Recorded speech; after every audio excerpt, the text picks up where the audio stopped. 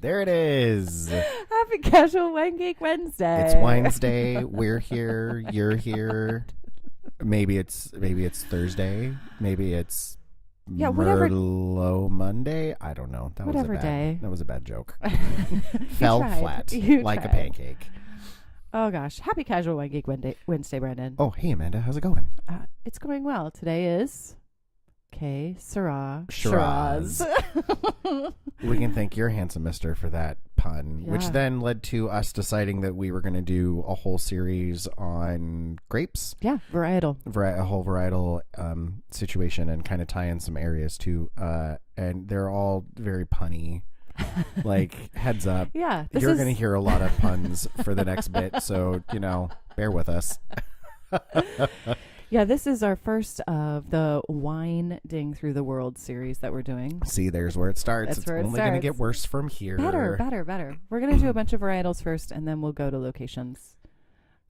Location. It's all about location, baby. Which we will find out because, as we can see today, so I brought a French Syrah and a Washington Syrah because I think, in my personal opinion, Washington grows some of the best Syrah in the country, if not the world. But, we'll get there. And then I brought a Washington Syrah. Yeah. Washington. Uh-huh. And then I brought your favorite. Ooh. Is it sparkly and does it shine bright like a diamond? No, I was being sarcastic. Oh. It's the over-extracted fruity bullshit from Australia. I packed... so there is wonderful Syrah from Australia that we'll talk about, but I picked this one out because it says that it's jammy right on the back of it. Well, and in my travels last week, I think I sent you a photo of a company called Jam Jar. Yes. And they label it Sweet Syrah. Yeah. I'm like, well, hey, speak to your audience. If that's a thing that people know they want and they don't want to read the back of a label, you put all the words they want right on the front. In big, black, bold writing. Sell that juicy, over-extracted fruity bullshit. You sell it. Sell it to the people. Yeah, so we have a little bit of everything today. I just want to say it has nothing to do with quality. Oh, no, not at all. I've had some very delightful Australian wines.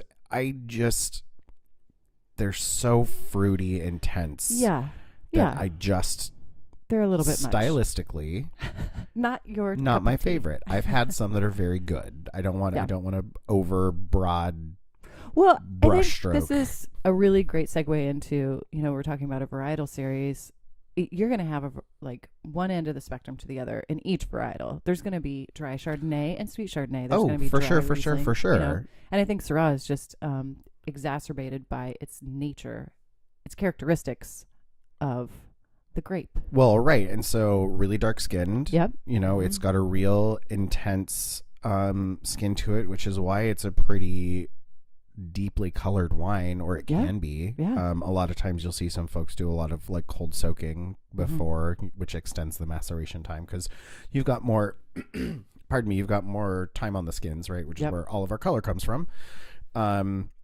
But in 1999, actually, Syrah was found to be the offspring of two obscure grapes from southeastern France, the Dureza and the Mondeuse Blanche.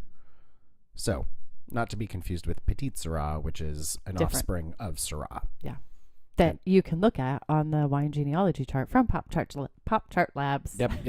It's real cool. I can stare at that thing for hours. Well, okay, so Syrah, stylistically, when I think of Syrah, one of the first things I think of is Washington, because this is where we live, but also the Rhone Valley in France, Côte Rôtie. So the Rhone Valley is broken up into a northern area and a southern area.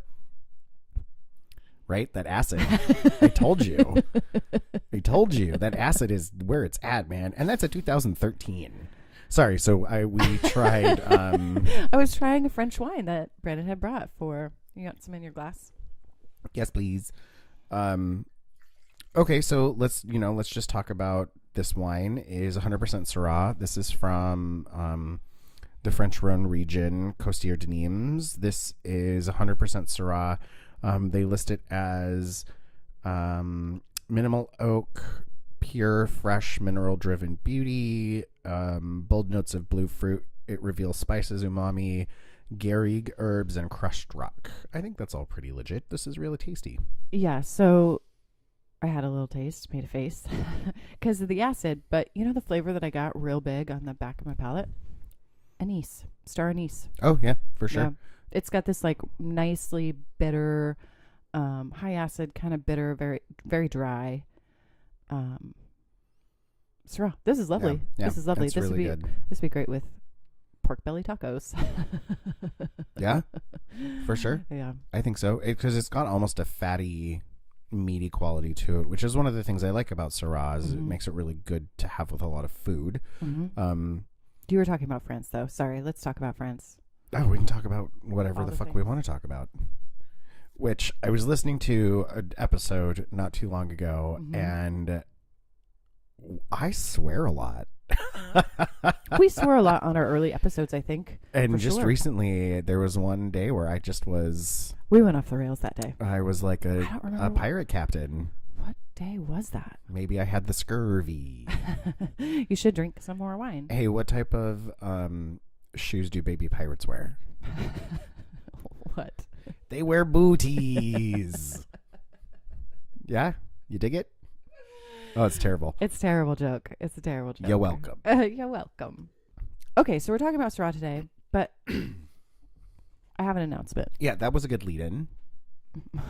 Right? Because it's a... Yeah, so in Seattle, they're doing this annual, it's called Sexy Syrah event, and it's at Salty's. That's a lot of S's right in a row.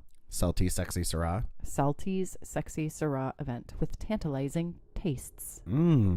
Tell me more. Thursday, April 26th from 6 p.m. to 9 p.m. They're hosting it at Salty's right there in the Puget Sound. Over on Alki.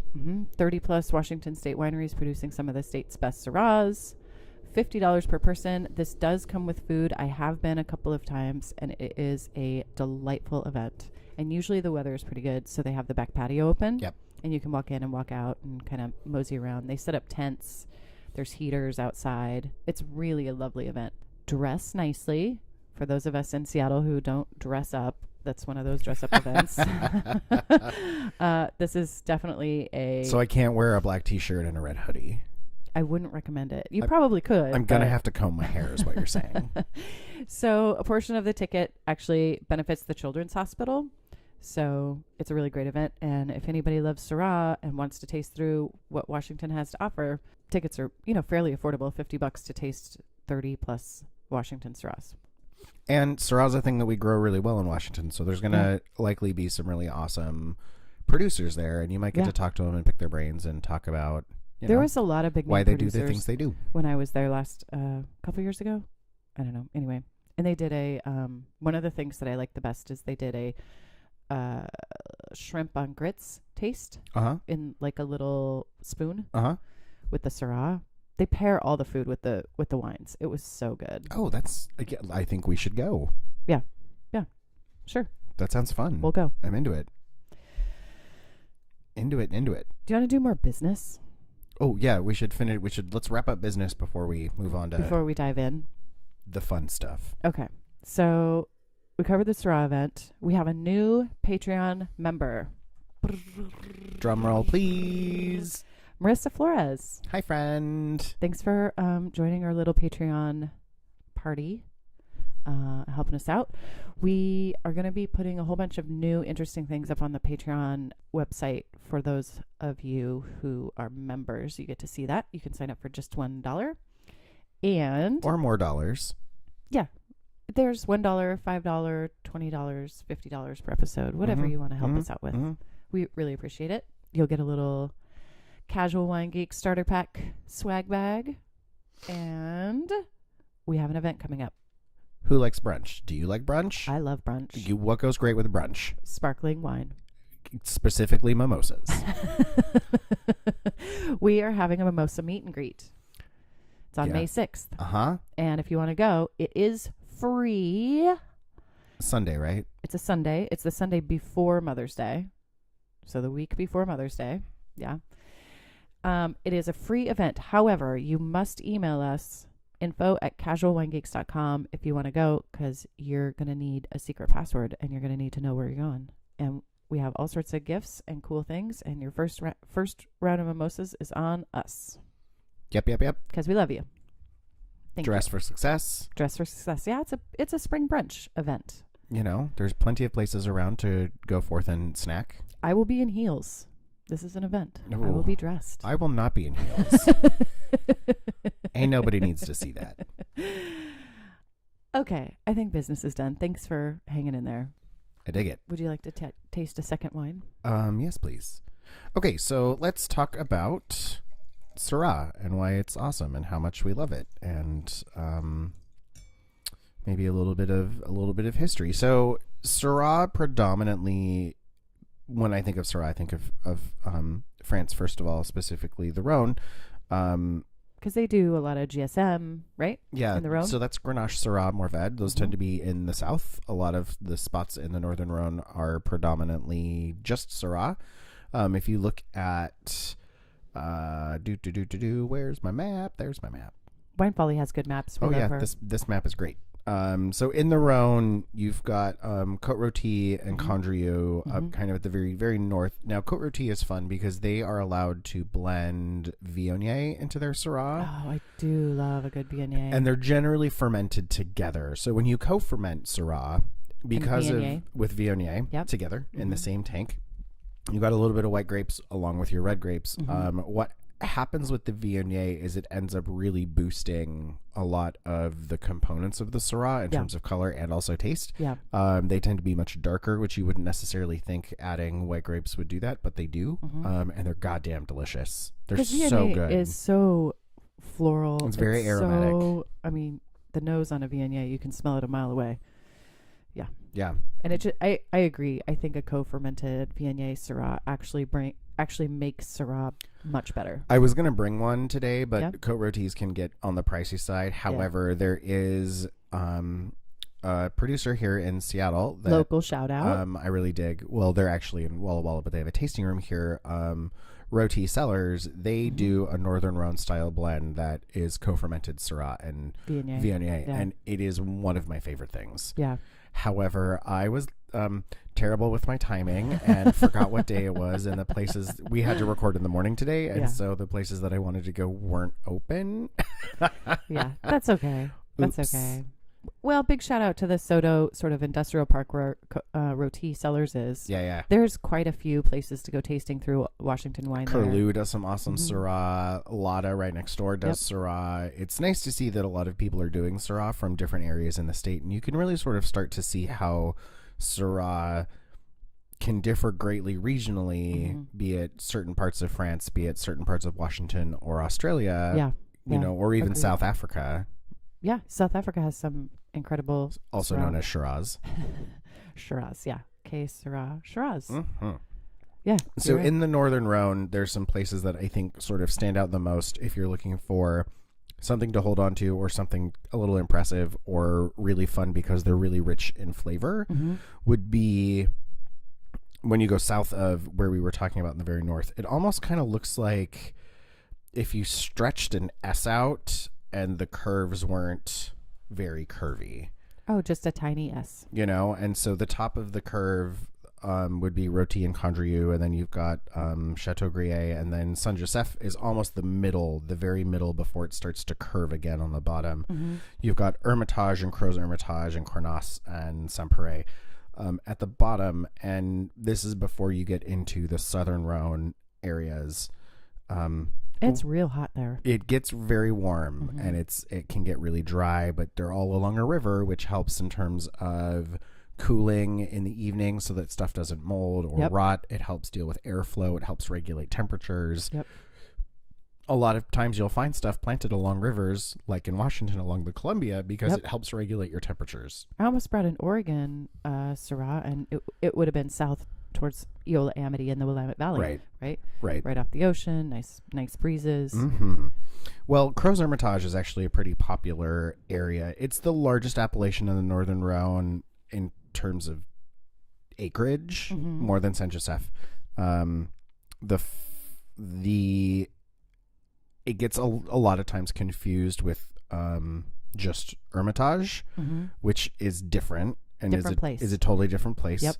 The big difference is that Crozes Hermitage, positioned there on the east bank, so the east side of the river, it has to do with where the vines are facing. Syrah does really well with a lot of heat. Yeah.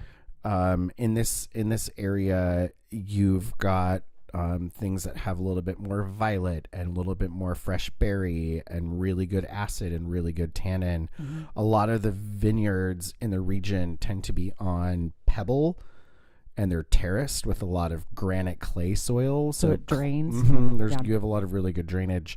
And Syrah, they like hot weather. They like dry. Yep. Yeah. Yeah. Yep. Well, and what happens because there's a lot of sand in the dirt here, it tends to bump up some of the more floral aromatics, and also some people think that it lightens the color. Because I would see that because Eastern Washington has like dry. Oh yeah, we'll talk soils. about the soils and the volcanic everything of Eastern Washington in a bit. In just one moment, because Un moment. Next. All right, so that was Crow's Hermitage. Then there's also Hermitage, which is just this little itty bitty hill, like it's a sub microclimate, where these Syrahs tend to need 5 to 10 years of aging before you can really drink them. Yeah.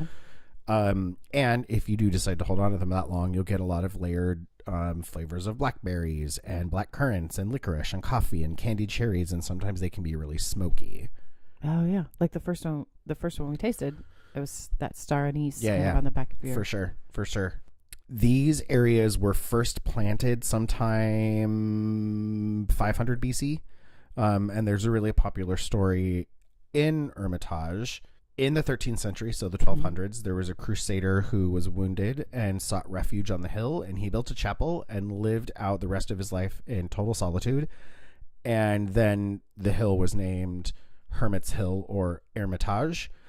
So today there's a tiny reconstructed chapel on Hermitage called St. Christopher that sits alone towards the west, or towards the crest of the hill, and looks out over the village below. I've seen that picture. Mm-hmm. I think we saw it together in the class. Probably. Yeah. Some of our mutual friends went there and took a bunch of pictures, and you can climb up to the little chapel, and that's incredible. Little pilgrimage, wine pilgrimage.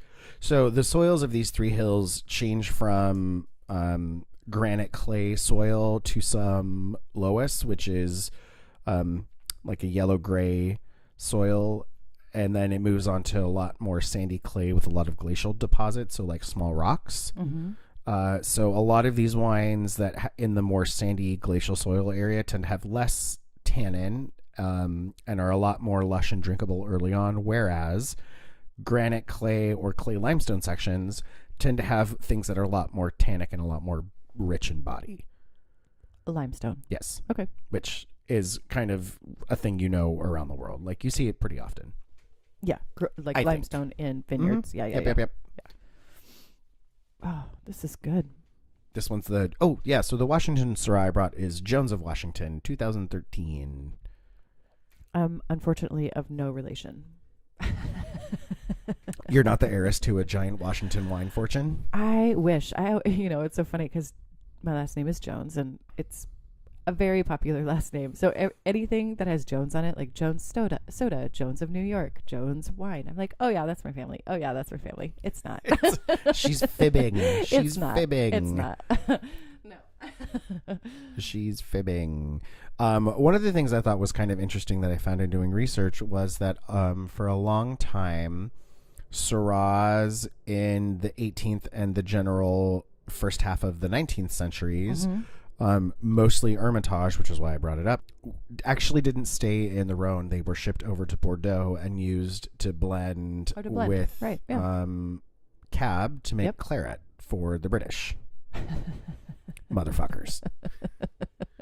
Don't do this to me. Don't do this to me. Yep, oh my gosh. Yep. So Hermitage wines for a long time have had the reputation of being powerful and excellent, although while Hermitage was quite famous in the 18th and 19th centuries and attracted interest from foreign wine geeks, such as Bordeaux enthusiast Thomas Jefferson, it kind of lost its ground in the foreign arena pretty much in terms until about the first half of the 20th century. So it didn't really pick up steam again. I think until like the 60s or something, right? Yeah, which is when you saw it planted in California. It came up to Washington in the 80s.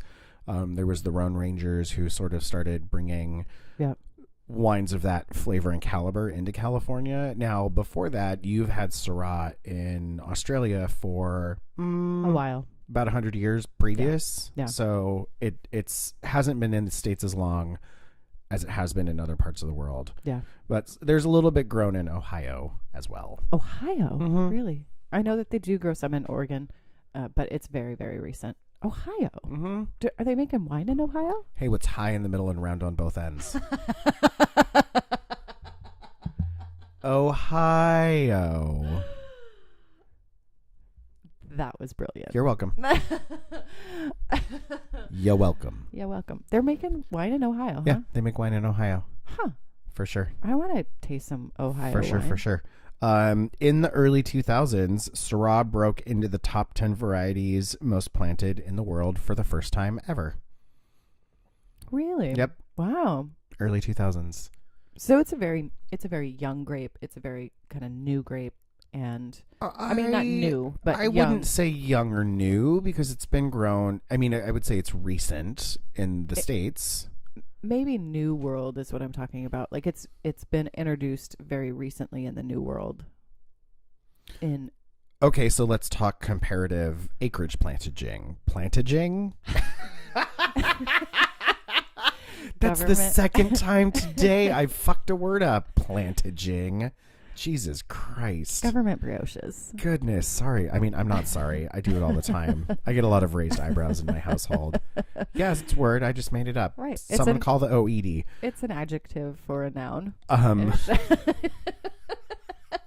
Plantaging. And a You're verb. welcome. So in France...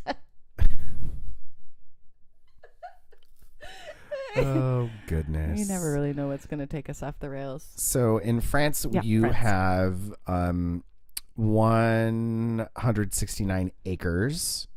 And that's, Côte d'Aron, Cornas, Hermitage, Saint-Joseph, Côte-Rôtie, right? 169,000? Okay. 169,000. I was like, wait, what? There are 460,000 acres planted worldwide. Wow. So a quarter of it is in France. Yes. Okay. 105,000 acres are in Australia, like the Barossa, McLaren Vale, Limestone Coast, which we'll talk about when we get to very Australia. Famous. Yeah. Spain has 49,000 acres. Spain. Argentina has 32,000 acres. Interesting. South Africa has 25,000 acres. Have you noticed we haven't hit the United States yet? Yes. Because we're after South Africa with 23,000 acres. So Paso Robles, Santa Barbara, Napa, Sonoma, Columbia Valley, Walla Walla, Wow. Natchez Heights. Get it? Wallock Slope. I made a mistake. Which is where this comes from. The Washington, Jones of Washington is Wallock Slope. Yeah. The next one is from Mercer, and it's from Horse Heaven Hills. Yeah, I mean, Syrah does well in Eastern Washington. You've got a lot of microclimates. It's dry. It likes hot. heat. Yeah. It does well. So I purchased a South African Syrah to taste today. I like to go and pick up all the wine for our podcasts all at the same time. One-stop shopping. Yeah. Also, case discounts if you do things like that. Exactly. And we know what our schedule is, and so I was just picking things up, and I was just lazy. I thought that the bottle was priced $14.99, and I was so excited. I was like, oh my God, I can taste this South African Shiraz for $14.99. I was thrilled. I get home, I'm like going over my receipt. It's like, wait a second. This is a little bit higher than what I thought it would be in my brain. $74.99. And stick it in the cellar and open it on a special occasion. Yeah, that's true. That's true. We're not going to open it today. Oh, no. No. No. But you had a good idea. You're like, well, just take it back. I'm like, I kind of still want to taste it. Oh, well, then still taste it and just stick it in the corner of your cellar and set a reminder on your phone to drink that wine with barbecue. Because let me tell you, it's probably going to be delicious. Maybe you could come over and we can barbecue and open that bottle. I'm into it. Okay. I love a good grill out. Yeah. And these wines are perfect for barbecue. Well, and that's because Syrah has such a really good definition in terms of you should get a lot of black pepper. You should get a lot of spicy notes. It should be a little herbaceous. Things like cooking herbs that you might be marinating stuff in. Yeah, I mean, it does well, I think, with things that are a little Fatty and fatty. Mm-hmm. The fat The acid on a Syrah is really nice, so it cuts through the fat a little. And they're not super, super dry. Syrah. These ones aren't very dry. They can't. They for sure can be, but Yeah. one of the things I like about Syrah is that it tends to be a little bit more balanced in terms of fruit and acid and tannin. Now we get to Australia, and I think that that pyramid is turned up on its head a little bit. But But if that's what you want with dinner, and it's going to go well with dinner, well, and look at stylistically how a lot of things in Australia are made. It's just fruit forward because their dirt composite is a little different, and how they make the wine is totally different than Europe. And that's okay. Like, I'm not saying that it's a bad thing. Yeah. It's just different winemaking styles. It's different terroir. I'm just saying it's terrible. Just kidding, Australia. We love you. We love you. And I think it goes to I think it speaks to really what sells, right? What attracts a majority of the palates, and the majority of the palates crave sweeter wines. Well, and so there's an interesting, so I wanted to really bring sparkling Shiraz because I think that they're fascinating and they're super really fascinating. good, and also good with barbecue in the summer because you chill them down and they're kind of sparkly. So And it's like a Lambrusco. Oh, yeah. For sure. It's absolutely like a Lambrusco. And they were originally called, I've got a whole history of sparkling Shiraz. They were called sparkling Burgundies. Really? For a long time, even though they're not Pinot Noir. Yeah. It's not a Burgundian grape. Not even close. So they're normally associated with Australia, but it actually took a French winemaker to kick off sort of the world of sparkling wine in Australia. So let's dive into that for a second. Sure. Can we shout out to our favorite little sparkling producer in Washington? Yes. Travari. Oh, yeah. They make a sparkling Syrah, and it is It's so good. And both you really and I tasty. separately tried to look for that for sale. And here in Washington, or in Seattle, we couldn't find any. So guess what? We're going to have to take a trip. So you've got sparkling Burgundy from France is not the same as sparkling Burgundy in Australia, other than it's red. So it shares a color. That's about where it stops. Well, at least they have something in common. Yeah, so sparkling Pinot or sparkling Burgundies are obviously made from Pinot Noir, while sparkling Burgundies in Australia tend to have bigger, heavier, sweeter, darker red in color. Well, this style became known. This is back when Australia was still a colony and not its own country, standalone thing. So in the 1880s and the 1890s, this is after it was first recorded to have appeared in 1878. This wine was made by French champagne expert Auguste d'Argent for Dr. L.L. Smith's Victorian Champagne Company. From a couple descriptions that survived, it was actually probably very much in the European style and produced a lot more like a novelty or a joke than anything to be taken seriously. Really? So there was another French winemaker. Okay, wait, hold on. Why would you spend so much money and time and effort to make something just a joke? You're appealing to the masses who can't afford your fancy bullshit. Yeah, right? So. It's why you have a lower tier wine or a quote unquote entry level that's maybe not taken as seriously among pretentious wine fucks of the day. Right, like that blue wine or whatever. Ugh, just because you can doesn't mean you should. I will get the pretentious wine fuck award for that one because no, I'm not even going to taste it. No, absolutely not. Absolutely not. Do not shame the grape family like that. You've brought shame upon this house. Yeah. Our second Washington wine is from Mercer. Oh, yeah. Do you want to table the Australia for a moment? Yeah, because we have Australia next. Okay. Is that okay? I'm not done with my story. Oh, fuck. That's Sorry. okay. Let's talk about Mercer. Story. It's delicious. Let's talk about Washington. So we'll circle back around to Australia when we pour the Australia wine. Is that like a teaser? Yes. Like a commercial break? No, we don't do commercial breaks. It's like what's the thing when you're at a fancy pants bougie restaurant? it's the before your amuse bouche. it's the amuse bouche. Yeah. It's a little tickle for your mouth. A little tantalizing tidbit. Little cliffhanger for what's to come. Yeah. All Yeah. right. Okay, so you brought a Mercer. Yep. I brought a Mercer. Sorry, that was real loud. I brought a Mercer. I mean, I'm too loud. Story of my life. This is yeah, this is Horse Heaven Hills, their Spice Cabinet Vineyard Reserve 2014. So it's 1 year younger than the Jones. Yeah, the Jones I brought was 2013, as was the French. Yeah, and you can really tell the difference of the color as you pour these side by side. Oh, yeah. Yeah, from the French to the Jones to the Mercer to... This has a lot more purple violet to it. Oh, that's the wrong one. Yeah. It definitely has more purple, more violet, and it's more opaque. Yeah, less bright, less shiny. Yeah. It does not shine bright like a diamond. It's a nice introduction to Washington State Syrah. I would say it shines bright like a garnet. Oh, that's my birthstone. Did you know the garnet is the only stone besides the diamond that comes in all colors? Wait, really? Yeah. Isn't that interesting? I did not know that. Interesting garnet facts for you today. Oh, thank you for educating me. Appreciate you a bunch. Well, okay, so if we're talking Washington. Yeah, let's talk Washington. Let's talk Washington. And in doing some research, one of the things that definitely cropped up a lot was the fact that the soils in Washington are so much different than everywhere else.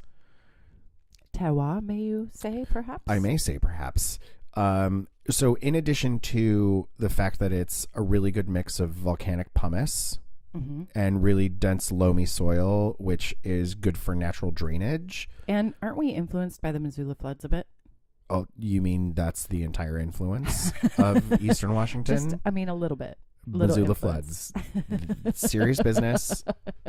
And so that's where a lot of the deposit and the silty stuff comes from, in addition to our own volcanic activity that was happening over in Eastern Washington anyway. Well, because of a lot of that really loamy soil tends to really help the fruit retain its acidity, which is why you see a lot of Syrahs have the potential to age, because if the soil conditions are right, their acid levels are higher, and acid is one of the four really big components of being able to make a wine age. Yeah, absolutely. I think. No, I think that has scientific backing. I think you have sexy science right there. Hey, that's science. It's sexy. Look into it. Not a fluid fact. So one of the other things that helps us in terms of the fact that Syrah really likes heat is that we have really hot, dry days in Eastern Washington and really cool nights. It's a desert.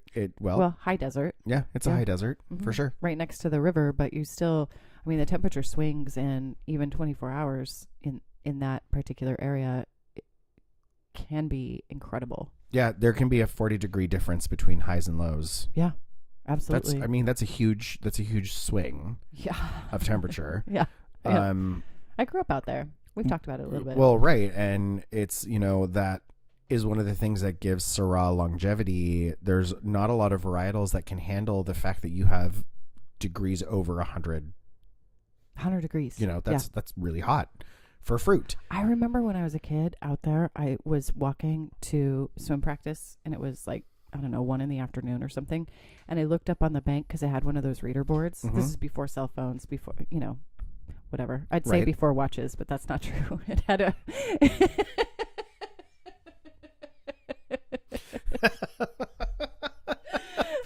You are not that old. And if you are, what is your skin regimen secret? Because I must know it. Blood of virgins. And I looked up and it...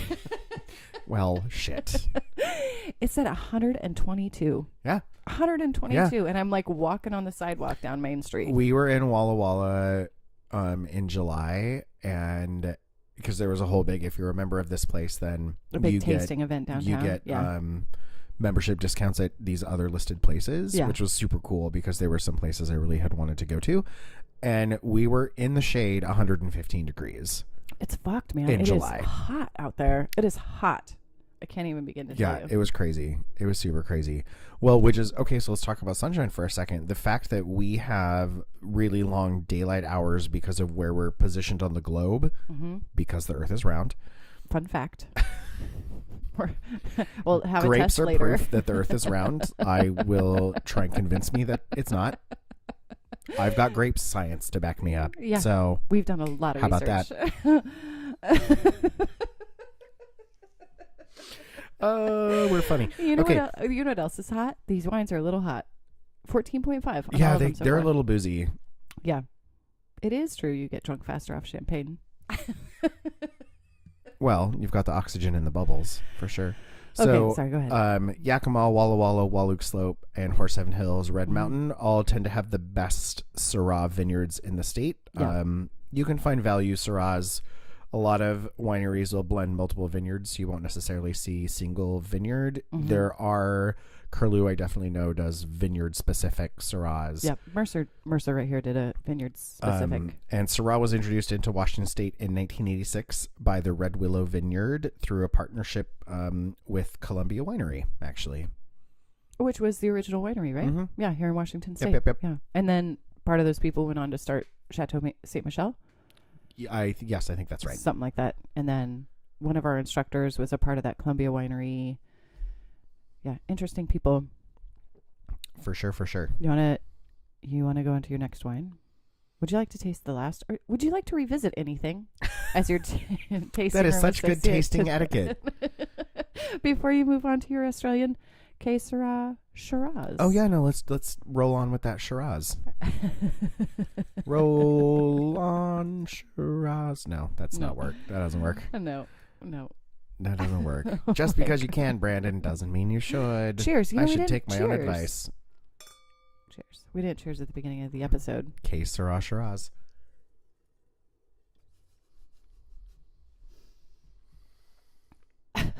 You're hilarious. Actually, you know what? That is not that bad. So to me, this is a little oversteeped black tea leaf. It's a little. The fruit hits in the back. It's though. like raspberry iced tea. Yeah, it is like a raspberry iced tea. It's a lot thinner in body than, I should say lighter in body actually, than the other two Washington wines. It's not as, will you pour me a little of the Jones? Yes. Ms. Jones? Let me help you with that. That's perfect. Also, let me make a mess. Oh, hey, you know what?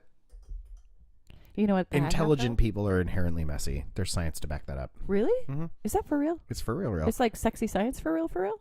Yeah, so look at the differential of the color of these wines. I want to take a picture. Hold on just 1 second. Got it. So the Australian Shiraz is a lot, it just looks thinner.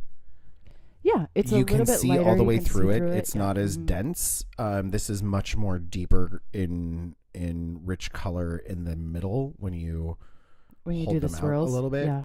And in my opinion, legs don't really mean much, but you can, in just swirling this, you can see that the Washington Syrah drips much more slowly than the Australian Shiraz, which makes me think that this has been thinned out quite a bit. Oh yeah. It's probably lighter in alcohol, I would guess. Let's see if you're correct. Yeah, you are absolutely right. 14%, not 14.5. Yeah.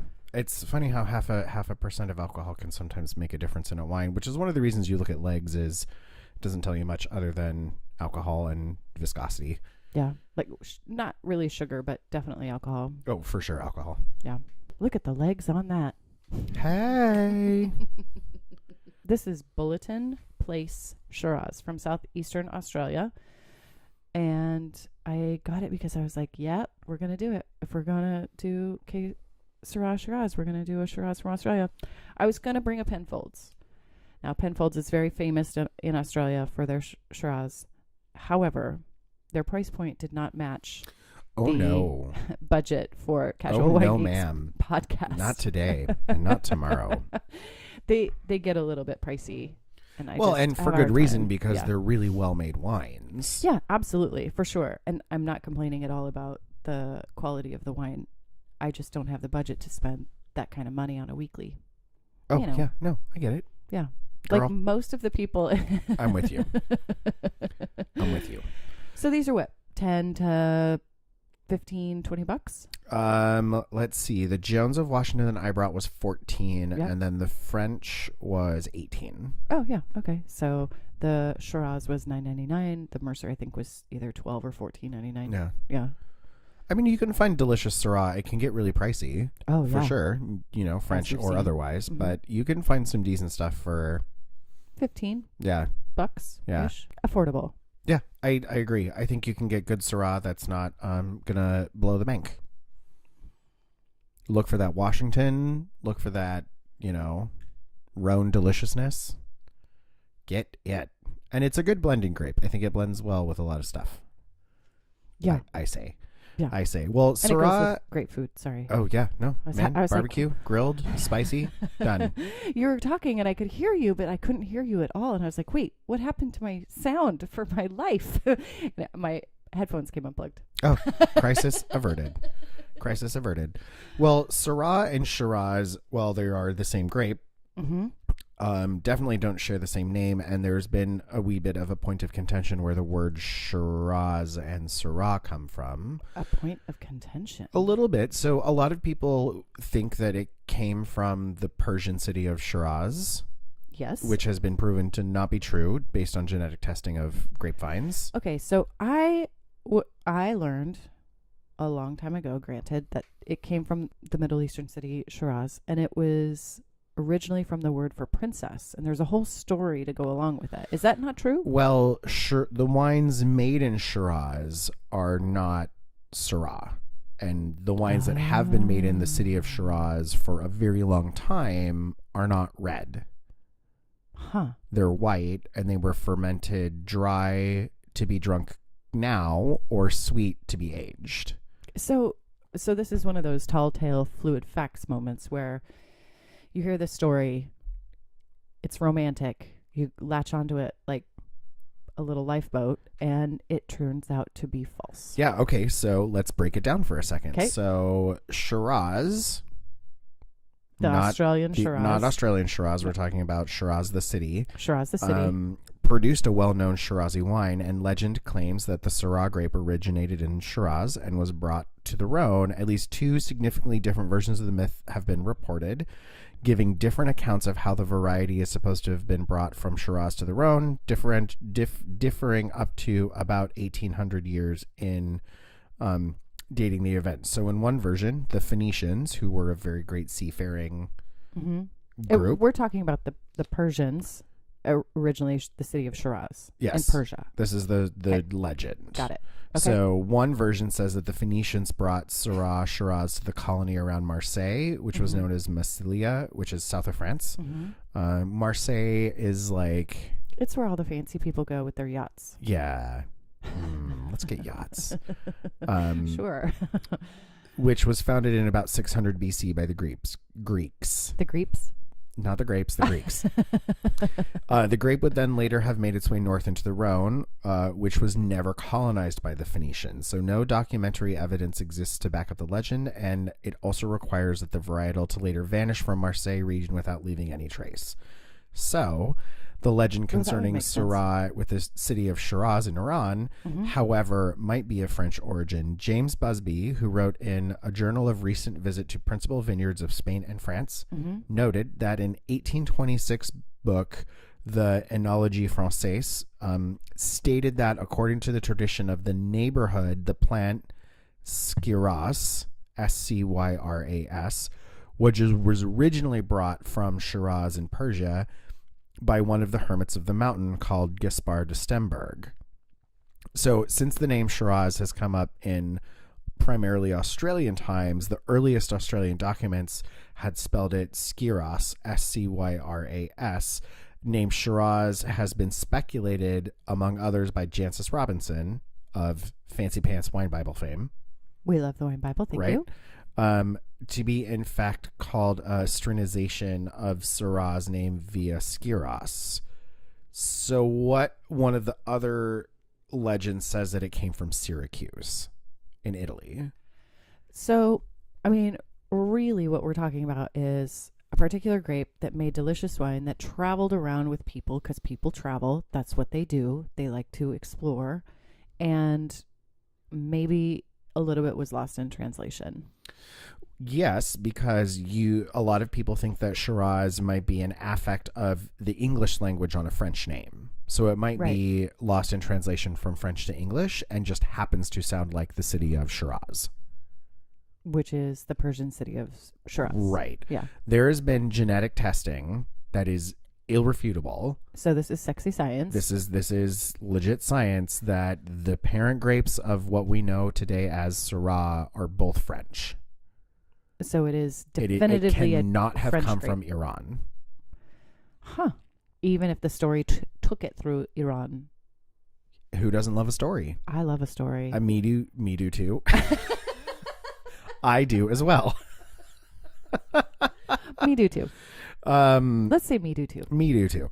Yeah, so there's this other legend that the name is based on the fact that it was brought from Syracuse by the Roman emperor around 280 AD. However, this legend also lacks documentary evidence and is inconsistent with amplographic. I am on the struggle bus today with the words. Struggle bus? Goodness. Either way, no matter what the story is, there is proof, genetic testing proof from Pop Chart Labs, wine genealogy, that Syrah and Shiraz are French grapes. They're the same grape, but it's French origin. Yeah, it's just called something different in Australia. Like Pinot Grigio and Pinot Gris. Same thing. Same. Sauvignon Blanc, Fumé Blanc. Same. Soma. Yeah. Same.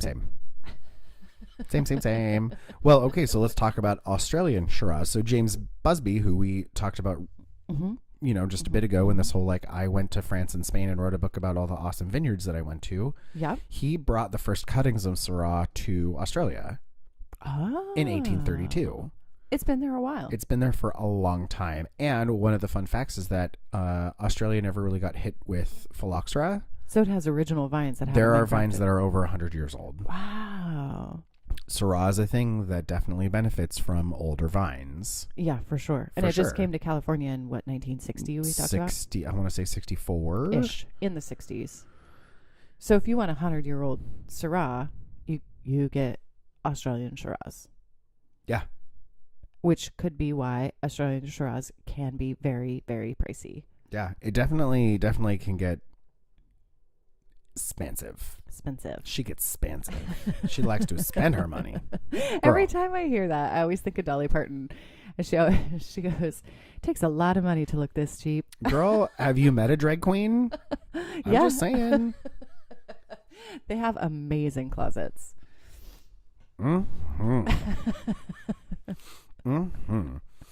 Well, okay, so Syrah brought to Australia. Yeah. Today it is Australia's most popular red grape. However, has not always been known as such. In the 70s, white wine was super, super popular that growers were ripping out their Shiraz and Grenache vineyards, even those with really, really old vines. In the Barossa Valley, the world's oldest continually producing commercial vineyard is believed to be the Shiraz vines in Turkey Flat in Tenuta, which were originally planted in 1847. That just breaks my heart. That the vines were producing, there was nothing wrong, but it just wasn't selling. It wasn't selling, right? So it just breaks my heart. Public demand dictates production. If no one's buying what you're making. Know, but the history that's lost in just history doesn't make you no money, honey. Obviously. I'm just saying, like, you see that these producers are like, well, we have to be able to pay ourselves and the people that work for us. I got my degree in history and I was just like, this isn't going to work out. And then history don't earn you no money, honey. That's true. Learn it, because you ain't going to make any money at it. Yeah, for sure. So it's just, don't you think it's tragic though? Oh, absolutely. Because everything about wine is all about history. Okay, so let's just try and tie that into the parents of Syrah, who are really lesser known grapes that aren't really grown anywhere at all. What about France? So they are grown in France. So because they're originally French grapes. They're originally French grapes. We have decided for sure, without a doubt, that Syrah is. We didn't decide. Science decided. But also, we agree with science, so we also decided. Science shook a fist. She had a shake weight. Shake weight. Hey, science needs to get buffed too. Okay, so it's definitely a French grape. It is definitely a French grape. So the father, which is Dureza, Dureza, is a dark-skinned grape varietal from the Ardèche region in France. Yeah. Has pretty much all but disappeared. And it is only through preservation with varietals that Montpellier in the south of France, which is a really, really big genetic wine growing, experimental. There's a college there that's totally dedicated. You can get a fancy pants wine degree from fancy the university pants. in Montpellier.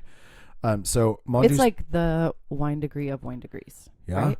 Like if you go to school there, you can. It's and especially if you're a winemaker or you're into vineyard management or you want to talk about cloning or. It's the place to go. You know, I mean, part of me hates to say it, but you want to talk about, you know, genetically modified food. Wine is a genetically modified food. Right. Absolutely. Because it's been bred to do a thing and produce a thing and perform a certain way. Yeah. Yeah. Oh. Based on a lot of historical. We want wine to taste this way. We're going to take these two grapes, craft them together, or clone them, or whatever they do. For sure. They're going to sexy science marriage them, and then. It happens and has happened for literally thousands of years. Thousands of years. Yep. Intentional or not, still. Yeah. Survival of the fittest, man. And Syrah seems to be pretty goddamn fit. She here to tell you. She got nice body. She here to tell you about the body. Sorry, we've been watching a lot of Drag Race recently. And don't apologize. I'm not apologizing. There's no way. You get it, girl. Huh? She here to tell you about the body. Okay, so the father... Right, we've talked about Dureza is a really dark-skinned grape varietal. Yes. Monduce Blanche is the mom, is the female, you know, half of making Syrah, is a white varietal that has been cultivated in the Savoy region, which is still found in small amounts in that region's vineyards today. However, both varieties are somewhat obscure and never really achieved the fame or popularity that Syrah has garnered, and there's really no record of them ever being cultivated at long distances away from where they are found today. Wow, really? They've never really been grown anywhere else. Interesting. Yeah, so thus both of Syrah's parents come from a limited area in southeastern France, very close to the Northern Rhone. Based on these findings, the researchers have concluded that Syrah originated in northern France. The DNA typing leaves no room for doubt in this matter. That is a direct quote from Wikipedia. It's on the internet. We know it's true. Everything on the internet is true. I mean, it's not. Don't take any of those words for truth because I just fibbed it to all of you. Yeah, but the Earth is round, and it's quite possible. And our friends at Pop Chart Lab have done an amazing research project, and they've done the genealogy chart, and you could find Shiraz or Syrah on the genealogy chart and trace it back. Yeah. DNA. Now, here's this parenting information does not really reveal how old the varietal is. This is actually a fun fact that I found out. Okay. I.e. when the pollination of Monduce Blanche via Dureza actually took place. Mm-hmm. However, in the year AD 77... You said when this took place, I was thinking it was a moonlit night. There was a nice campfire. Perhaps they shared a little wine. Like, I went all, Monduce was in a beautiful summer dress. Dureza with his dark slicked black hair and his white tank top. Lit a fire and a cigar. Poured a nice Chianti. Well, you are the Chianti to my heart. Oh, hey, that comes later. Okay, so in 1877, Pliny the Elder, who we learned about in wine history, who is very fancy pants, in his Naturalis Historia about the wines of Vienne, which is today what would be called Côte Rôtie, so in the very northern Rhone. He said we're the Alaborges made famous and prized wine of the dark-skinned grape variety that had not existed some 50 years earlier in Virgil's time. Pliny called the vines of this wine Alabrogicia, which has been speculated could be today's Syrah. However, the description of the wine also fit, for example, Dureza, and Pliny's observation that the wines of the Alabrogicia region were resistant to cold and not entirely consistent with Syrah. So he could have been describing the parent and not the child, but it probably happened about that time. But there's no way of really, really knowing because it wasn't done with intention. It was just observation. Yep. Yeah. Some of the characteristics of the father dark-skinned plant obviously carried over into Syrah, which might give some of the reason that it sometimes can be a little floral depending on the soil type because one of the parents was a white grape. Maybe this co-ferment Viognier Syrah thing could lead to a new grape. Or a new wine. Well, you're not co-fermenting, or co-fermenting doesn't give a new grape. But if somebody likes that taste, maybe they breed Viognier and Syrah together. Oh, that's an interesting topic. I wouldn't even have thought to have looked into that. Right? Like, I like these two things co-fermented together. What would happen if I... Cross-pollinated? Yeah. I couldn't think of that word. Yeah, I know. You were making this like scissors cutting sign, but I knew you were taking like two to mean one, like cross-pollinate, right? Cross-pollinate. Yeah. You got it. Context clues. Pay attention. Yeah, so if they cross-pollinated Viognier and Syrah, right? Like, wouldn't that be kind of the same thing, maybe? I mean, maybe, but you have to wait so long for that's those true. seeds to germinate. You have to wait so long for them to be planted. You're not going to get any viable grapes for at least 3 to 5 years. You know, where are you planting them? How are you making wine out of them? Maybe Montpellier is doing experiments like that, and I can go. We should go and ask them. We just show up one day and knock on the front door. Hey, Hi, girl. we have questions. Hey, girl, we have questions. We have questions. Can we stay in your dorms? Oh, goodness. Okay, can we wrap up Sparkling Shiraz in Australia? Absolutely. Live coming at you from Seattle, Washington. We're going to wrap up that amuse-bouche. See, there's that golden thread. Yeah, bringing it back around. Little sparkles. All right, so in our last episode, previously talked about, so you have this, so we're talking about Syrah or Shiraz in Australia, specifically sparkling. After 1878, with the Smith's Victorian Champagne Company, and this is a champagne company in Australia. Right? So it's really a sparkling This company. is before you had the AOC and protected names and legalities around what you can and can't call a thing, which is why you also had these styles referred to as sparkling Burgundy. Okay, I got it. Sure. Which is a misnomer and totally incorrect, but you know. But that's what it's referred to because it was before it was called. We didn't have the internet. No one could look it up. It took a long time for that jury summons to make its way from France to Australia. You could lie for a long time and it would just ride. Well, you know. It's you could just ignore the telegram, or it got lost in the ocean, or you don't know. You don't know. It wasn't a read receipt that was sent back. Yeah, got it. All right, so there was another French winemaker who continued this tradition of making sparkling Shiraz after the Victorian Champagne Company closed in 1884. So a decade after that, at this time, there was this really, really intense rivalry between Victoria and South Australia in terms of colonial rivalry. Yeah. So it would be like the colony of South Carolina versus the colony of North Carolina or West Virginia or whatever the fuck original colonies. Not as intense as the Civil War, but definitely a rivalry. A wine civil war. It was like a wine rivalry. See, I'm unmarriaging. Well, yes. So Edmund Mazur first produced the first Shiraz-based sparkling in the old Oldana winery in the Adelaide foothills. This is a decade after all of that stuff went down with the Victorian Champagne Company. It is thought that Mazur made his wines to keep up with the Victorian producer who had jumped on the South Australians' way of doing things and had been for about 3 years. So what ended up happening is Australians were drinking a lot of this quote-unquote Burgundy, which was made locally and mainly from Shiraz. Now, these bodies were really full, or these wines were really full-bodied. They were really high in alcohol, and they were really, really deeply colored. In fact, they were nothing like the genuine wines of Burgundy distinct in France. And there were Shiraz. Yeah. Wow. Yeah.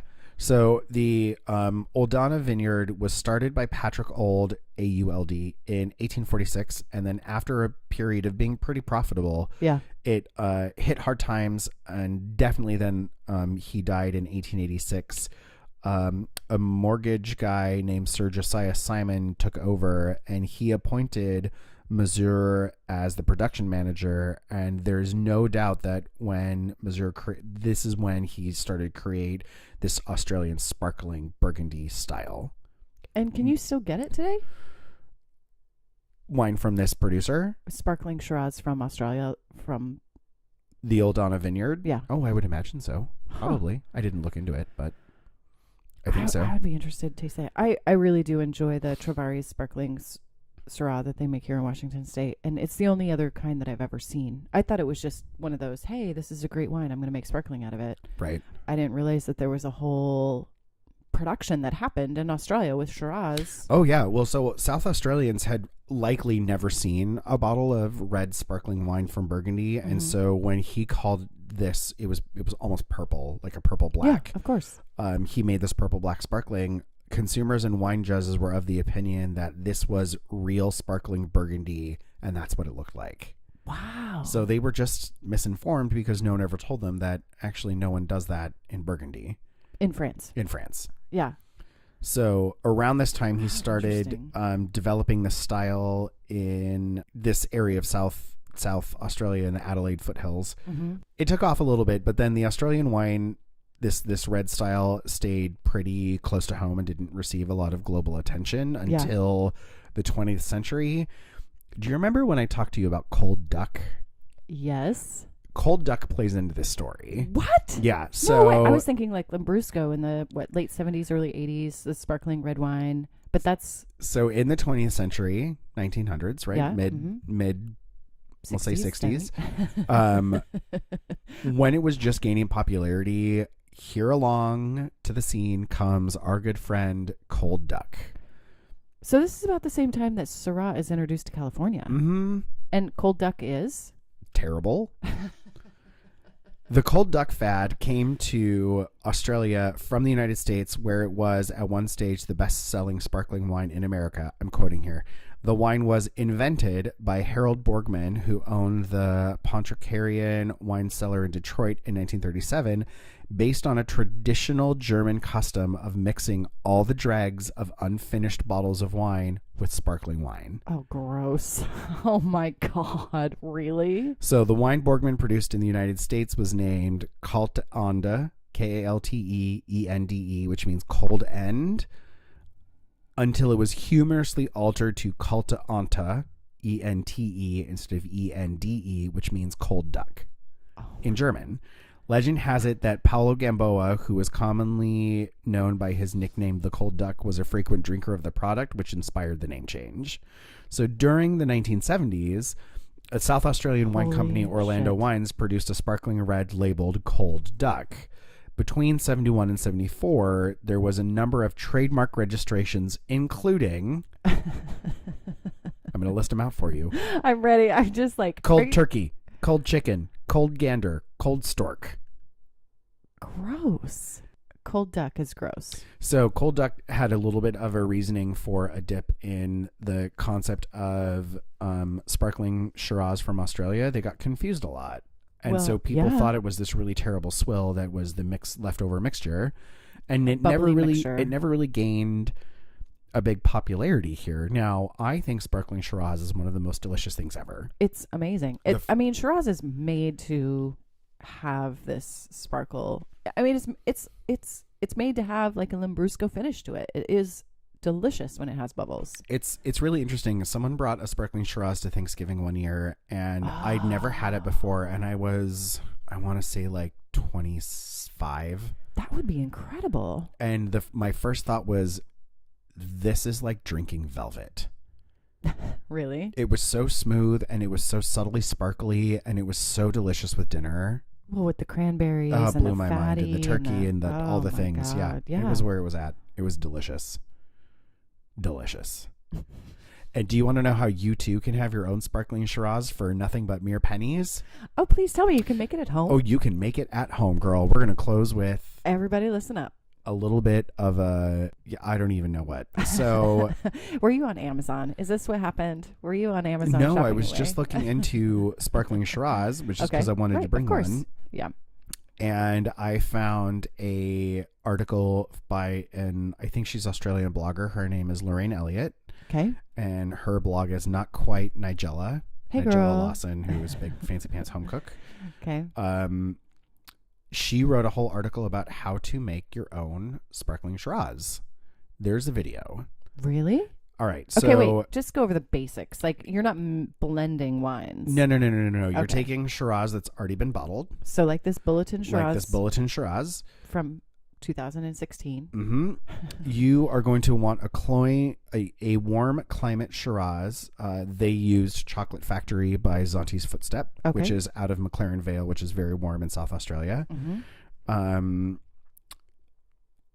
They suggest adding a little bit of cordial or port. So they used a little bit of tawny port. So you're making it a little bit more boozy, and you're making it a little bit more sweet. Correct. Okay. I'm with you so far. You need to chill the wine down. Stick it stick it in the freezer for about an hour. Oh, in the freezer. That's okay. what they suggest. Okay. Chill the wine down. Chill the wine right down is what they say. Well, freezer it is. All right. Place it in the fridge or freezer for an hour prior to using. Otherwise, it will foam and overflow. Okay, so you take a glass out. You backfill it with a little bit of port. Oh no, we're talking about the whole bottle. How much port do you put in a bottle? Oh no. So you need to have at least 100.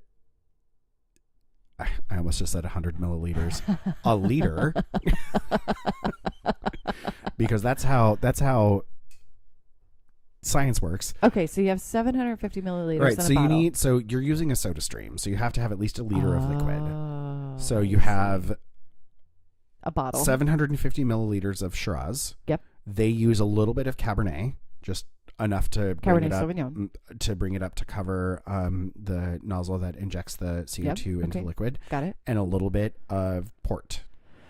Wow. Into the soda stream. And then they just add bubbles. They add bubbles. There is, and I'll post a link to the video on the Patreon. So, okay. I'm sorry. Wow.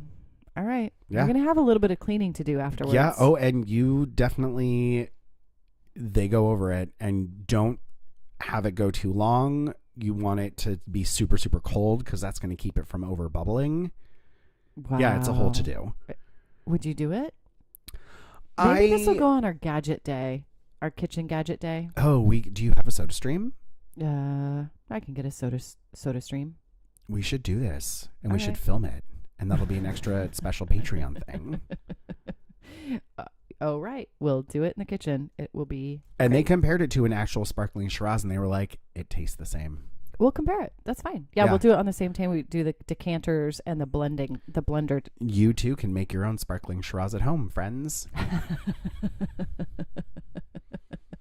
And if you want to see the live video, go to our Patreon page. Hey, I'm not mad about the fact that you're gonna force CO2 into something to make it sparkle. I mean, Vino Verde does it. Well, right? you do it with other beverages that aren't alcoholic anyway. Yeah.